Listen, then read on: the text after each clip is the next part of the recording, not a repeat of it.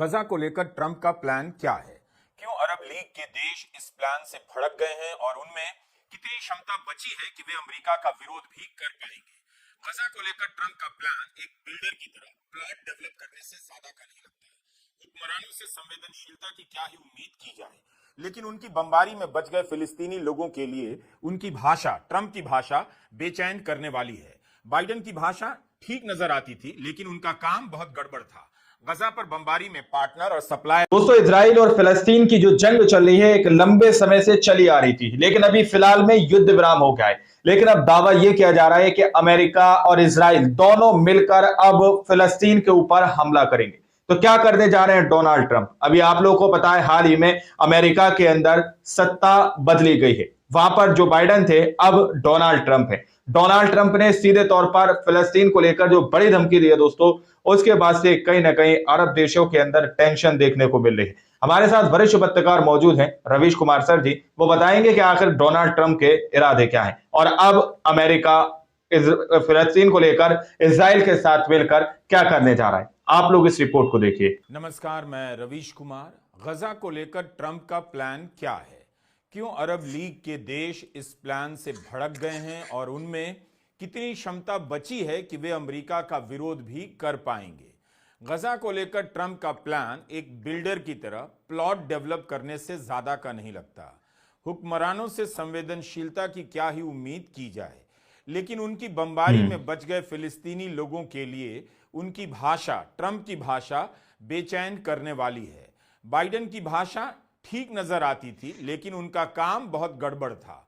गजा पर बमबारी में पार्टनर और सप्लायर बन गए थे। ट्रंप की भाषा बाइडेन की तरह मुलायम नहीं है, लेकिन उनका काम बाइडेन से भी कुछ खास अलग नहीं। दोनों मिलकर इस तीसरे की ही योजना को आगे बढ़ाते नजर आ रहे हैं, जिनका नाम बेन्यामिन नेतन्याहू है। अमेरिका में सरकार बदल गई, लेकिन इसराइल का प्रभाव नहीं बदला। अमेरिका जिस तरह से गजा को एक प्लॉट के रूप में देखता है, अंदाजा लगाया जा सकता है कि इसराइल अमेरिका को किस रूप में देखता होगा। अगर राष्ट्रपति ट्रंप अपने प्लान पर आगे बढ़े तो अरब देश क्या कर लेंगे? क्या उनका विरोध उसी तरह से है जैसे उन्होंने इसराइल के हमले के वक्त किया था और फिर लंबे समय के लिए चुप हो गए? कहीं ऐसा तो नहीं कि आज भले ही अरब के शिया सुन्नी देश एक स्वर में विरोध कर रहे हैं, लेकिन आगे चलकर बिना स्वर के नजर आने वाले हैं। ट्रंप के लिए कनाडा और गजा में कोई फर्क नहीं। कनाडा के बारे में कहते हैं अमेरिका का 51वां राज्य बना देंगे, और गजा के बारे में कहते हैं इसका मालिकाना हक अमेरिका के पास रहेगा, इसे विकसित करेंगे और यहां पर आरामगाह बनाएंगे, जिसे अंग्रेजी में रिसोर्ट कहते हैं। ट्रंप के पहले बाइडेन और खुद ट्रंप भी फिलिस्तीन और इसराइल दोनों के स्वतंत्र अस्तित्व की बात किया करते थे, मगर नए राष्ट्रपति के रूप में ट्रंप ने यह बात छोड़ दी, इस विचार को ही त्याग दिया। वे इस बात के भी खिलाफ हो गए हैं कि फिलिस्तीनी गजा लौटें, बल्कि कहते हैं गजा मौत और विध्वंस की निशानी है। कोई यहां क्यों लौटना चाहेगा? उन्हें कैसे पता कि फिलिस्तीनी वहां नहीं लौटना चाहते? कोई भी जो जीवित है गजा और अपने घर पर लौटना ही चाहेगा। ट्रंप ने ऐसा क्यों कहा? क्या वे वाकई ऐसा करेंगे? और अगर करेंगे तब दुनिया क्या कर लेगी? लेकिन कोई ट्रंप से पूछे कि अगर फिलिस्तीनी लोग मौत और विध्वंस की निशानी गजा में नहीं लौटना चाहते हैं, तो ट्रंप साहब वहां जाकर रिसोर्ट क्यों बनाना चाहते हैं? क्यों वहां पर क्यों बनाना चाहते हैं करने के लिए जाएगा? क्या दुनिया इस बार भी गजा के साथ ये सब होते हुए चुपचाप देखेगी? और इस प्लान के विरोधी अलग अलग देशों, ये भी सवाल बहुत बड़ा है। जिस तरह से देखती रही है, जिस तरह से भुखमरी और जिस तरह से वहां पर जेनोसाइड किया गया, कि गजा का ये अब दोबारा से देखा जाएगा। ट्रंप के लिए गजा वही मायने रखता है जो नेतन्याहू के लिए रखता है। इस बात की उम्मीद तो नहीं थी कि ट्रंप गजा का मानवीय समाधान करेंगे, लेकिन शपथ ग्रहण से पहले युद्ध विराम की पहल से दुनिया ने यह जरूर देखा कि अमेरिका चाहेगा या चाहता तो गजा पर बमबारी रुक सकती थी।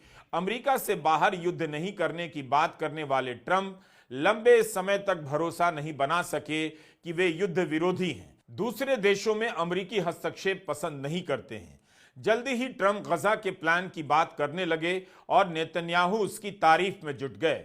वैसे अमेरिका ने साफ कर दिया है कि गजा के फिर से निर्माण का पैसा अमेरिका नहीं देगा, इस इलाके में अपने मित्र देशों के साथ मिलकर काम करेगा। यानी जिस गजा को इसराइल ने बर्बाद किया उसी पर इसराइल और खर्चा करके बनाने को तैयार होगा। नेतन्याहू की तारीफ का मतलब ही है कि ट्रंप उनकी पसंद का काम कर रहे हैं। दोनों की भाषा एक नजर आती है। नेतन्याहू ने एक नजर आ तारीफ रही करते है हुए दोस्तों। कहा कि गजा से क्या अब दोबारा से फिर ये जंग शुरू हो जाएगी एक जो भी क्रांतिकारी सीज फायर हुआ विचार है? विचारों की क्रांति और क्रांतिकारी विचार दोनों का बड़ा बुरा हाल है। अगर किसी जगह पर महीनों बमबारी करने के बाद किसी तरह बचे हुए लोगों को वहां से विस्थापित करना क्रांतिकारी विचार है, तब क्रांति को सभी विचारों के नकली आवरण से निकालकर बाहर फेंक देना चाहिए। नोट करने वाली बात यही है कि अमेरिका गजा पर इसराइल के अधिकार की वकालत नहीं कर रहा, इसके बाद भी इसराइल की ही मर्जी चला रहा है। इस समय सीधे सीधे कब्जा करना या इसराइल का हिस्सा बना देना शायद ठीक ना लगे, इसलिए पहले ये लोग प्लॉट की तरह वहां इमारतें और रिसोर्ट डेवलप करना चाहते हैं ताकि बाद में इसराइल को हैंड ओवर कर दिया जाए। छोटा बाहुबली अक्सर आपके प्लॉट पर कब्जा करना चाहता है। उसने मोहल्ले में बवाल किया, मारपीट की, तबाही मचाई, तो उससे बचाने के लिए एक बड़ा बाहुबली सामने आता है, लेकिन प्लॉट पर कब्जा कर लेता है। हालात नहीं बदले, बस जो जमीन छोटे बाहुबली को जाने वाली थी वो बड़े बाहुबली के कब्जे में आ गई। कहानी इतनी ही है। ट्रंप गजा को प्लॉट की तरह देख रहे हैं। इस प्लान से आपको एक दूसरे प्लॉट क्रांति की याद आ रही है, या मैं दिला दूं। 370 हटाने के समय कितना कहा गया कि कश्मीर में बाहर के लोग प्लॉट नहीं ले सकते थे, लेकिन अब ले सकेंगे। प्लॉट सुख के नाम ले पर सकेंगे। कितने साल बीजेपी इस मुद्दे को भुनाती रही। 370 हटने के बाद से कितने लोगों ने जाकर कश्मीर में प्लॉट लिया, इसका आंकड़ा देखेंगे तो हंसी भी आएगी। अप्रैल 2023 में सरकार ने राज्यसभा में जानकारी दी कि 370 हटाने के बाद के 3 वर्षों में मात्र 185 लोगों ने जम्मू और कश्मीर में जमीन ली है। उन 3 वर्षों में लद्दाख में किसी ने भी जमीन नहीं ली। जिन्होंने जमीन ली उन्होंने उस पर घर बनाए या दुकान खोली, इसकी कोई जानकारी हमें नहीं मिली। कश्मीर में प्लॉट लेने के नाम पर जिस तरह के सपने सजाए गए, क्या अब ट्रंप भी उसी तरह के सपने सजा रहे हैं? ट्रंप के इन सपनों का खतरनाक पहलू यह है कि वे गजा की 20 लाख आबादी को गजा से बाहर कर देना चाहते हैं। इसराइल भी तो यही चाहता है। इस बीच ट्रंप की सबसे बड़ी उपलब्धि खतरे में पड़ती दिखाई दे रही है। हमास और इसराइल के बीच हुआ युद्ध विराम क्या टल सकता है? क्या अब यह खतरे में पड़ जाएगा? इस बात की आशंका तेज हो गई है। हमास की ओर से बयान आया है कि इसराइल युद्ध विराम की शर्तें नहीं निभा रहा, इसलिए हमास बंधकों की रिहाई की अगली तारीख टाल रहा है। शनिवार को 3 बंधकों की रिहाई के बदले इस्राएली जेलों से फिलिस्तीनियों को रिहा किया जाना है, मगर अब यह पूरी डील सवालों के घेरे में है। इसराइल ने हमास पर युद्ध विराम की अवमानना करने का आरोप लगाया है। मीडिया रिपोर्ट में राष्ट्रपति ट्रंप का बयान छपा है कि अगर सभी 76 बंधकों को शनिवार दोपहर तक रिहा नहीं किया जाता है तो युद्ध विराम निरस्त कर दिया जाएगा। ट्रंप ने कहा कि एक या 3 यानी कि सीधे तौर पर अमेरिका इसमें इन्वॉल्व होगा। रिहा किया जाना चाहिए, मगर यह मेरी राय है। इसराइल चाहे तो अलग मत रख सकता है। अगर बंधक रिहा नहीं हुए तो तबाही आने वाली है। जब पूछा गया क्या इसका मतलब है इसराइल फिर से हमला करेगा, ट्रंप ने जवाब दिया, हमास और सबको पता चल जाएगा मेरा क्या मतलब है। अगर युद्ध विराम खत्म हो गया तो क्या फिर से स्थिति वहीं पहुंच जाएगी जहां 1 महीने पहले थी? अभी तो युद्ध विराम के 2 और चरण बाकी हैं। पहला भी पूरा नहीं हुआ और ट्रंप दुनिया भर के अमीरों को गजा के समुद्र के किनारे रिसोर्ट के सपने दिखा रहे हैं। ट्रंप ने रविवार को फॉक्स टीवी के एंकर ब्रेट बेयर से कहा कि उनके पास गजा के लिए जो प्लान है उसमें गजा का मालिकाना हक उनके पास होगा। इसे भविष्य का रियल एस्टेट प्रोजेक्ट बनाएंगे। यहां रहने वाले सभी फिलिस्तीनियों के रहने के लिए दूसरी जगह पर 6 नई साइट बनाई जाएगी। इसके लिए वे जॉर्डन और इजिप्ट से बात करेंगे, जिसके बाद इन देशों को गजा के लोगों को जगह देनी होगी।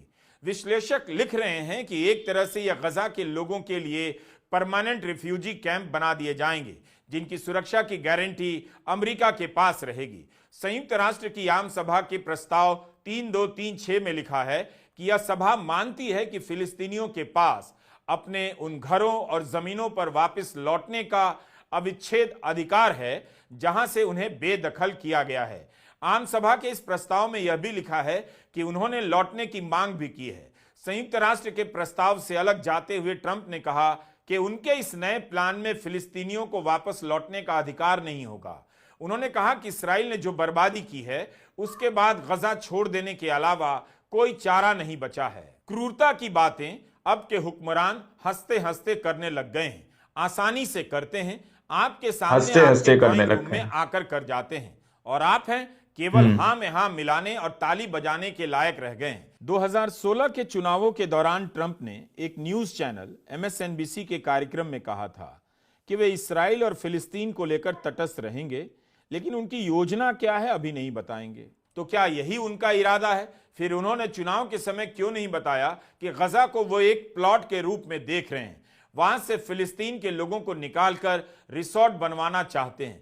ट्रंप का यह प्लान या इस तरह से करना पूरी दुनिया के हुक्मरानों को मनमानी करने और क्रूर होने की छूट दे रहा है। उनकी बातों का अंजाम गजा तो भुगतेगा ही, लेकिन असर दूसरी जगहों पर भी होगा। ट्रंप का यह प्लान कि इजिप्ट और जॉर्डन को फिलिस्तीनियों को बसाने के लिए जगह देनी होगी, नेतन्याहू की ही योजना का हिस्सा है। गजा में 15 महीने तक लगातार नेतन्याहू की नेतन्याहू की कदम से कदम मिलाकर चाल चली जा रही है। विकलांग बना दिए गए। संयुक्त राष्ट्र का आंकड़ा है कि स्कूलों और अस्पतालों समेत यहाँ की 60% इमारतें। दोस्तों, आप लोगों ने इस वीडियो को शुरू से आखिर तक देखा। वीडियो के अंदर साफ तौर पर आप लोग समझ सकते हैं कि किस तरह से डोनाल्ड ट्रंप के ये इरादे हैं कि वहां पर रिसोर्ट बना दिया जाए, आराम गाह बना दी जाए, जहां पर लोग घूमने आएंगे। आप लोग समझ सकते हैं जो इस्राइल चाहता है वही डोनाल्ड ट्रंप के स्वर देखने को मिल रहे हैं, डोनाल्ड ट्रंप के भी वही इरादे देखने को मिल रहे हैं। और सवाल तो ये पूछा जा रहा है दोस्तों, क्या दोबारा से गाजा के अंदर फिर से एक तबाही का मैदान देखने को मिलेगा? क्या फिर से गाजा के अंदर एक बड़ी जंग छिड़ सकती है? दोस्तों, अगर इस तरह से हुआ, अगर अमेरिका और इजराइल दोनों ने मिलकर गाजा के ऊपर हमला किया, तो दोस्तों आप लोग भूलिए मती यमन के हूती ने कांधे से कांधा मिलाकर खड़े होकर जंग लड़ने का वादा पहले ही फिलिस्तीन से कर दिया है। क्या ये जंग और बड़ा अब रूप ले सकती है? दोस्तों, जिस तरह से यहाँ पर डोनाल्ड ट्रंप के अशार देखने को मिल रहे हैं, डोनाल्ड ट्रंप के इरादे देखने को मिल रहे हैं कि डोनाल्ड ट्रंप सीधे तौर पर कह रहे हैं कि आखिर फिलिस्तीनी गाजा के अंदर क्यों आना वापस पसंद करेंगे, यानी कि सीधे तौर पर कह रहे हैं कि हम उसको एक खाली प्लॉट बना देंगे। अब आप लोग समझ सकते हैं आने वाले वक्त में अगर अमेरिका और इजराइल मिलकर गाजा के ऊपर हमला करते हैं दोस्तों, तो तस्वीर क्या होगी देश के अंदर, आखिर दुनिया के अंदर आखिर क्या तस्वीर, और मिडल ईस्ट के अंदर क्या तस्वीरें देखने को मिलेंगी, जिसकी कल्पना शायद हम और आप नहीं कर सकते कि मोर्चे किधर किधर से खुल जाए। आज की रिपोर्ट में फिलहाल इतना ही। बाकी आप लोग क्या सोचते हैं अपनी राय कमेंट सेक्शन में जरूर दीजिएगा। मिलता है अगली वीडियो में, जब तक के लिए जय हिंद जय भारत।